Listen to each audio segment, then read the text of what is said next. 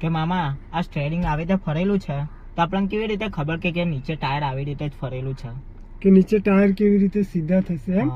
તો જો બેટા, સ્ટેરિંગ છે ને, આપણે ગાડીમાં બેસીએ ને એટલે આપણને ખબર ના હોય કે કઈ બાજુ કેવી રીતે ફરેલું છે, નીચે પ્રોપર ટાયર સીધા કેવી રીતે હોય.